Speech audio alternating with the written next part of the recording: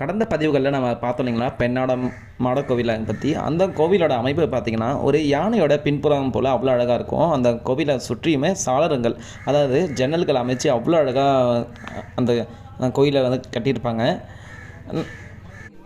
நாங்கள் அந்த கோவிலுடைய மாடியில் உட்காந்து சுவாமிக்காக வந்து பூக்கள்லாம் கோர்த்தோன்னு சொன்னேன் இல்லைங்களா. என்னுடைய நண்பன் அம்பாளுக்கு இந்த மாலையை கோத்தான். நான் வந்து அந்தாண்ட இன்னொன்று காமிச்சேன் இல்லைங்களா, அந்த மாலையை நான் கோத்தேன். நாங்கள் அந்த இடத்துல ஒரு காணொளி எடுத்திருந்தோம். ரொம்ப அழகாக இருந்துச்சு.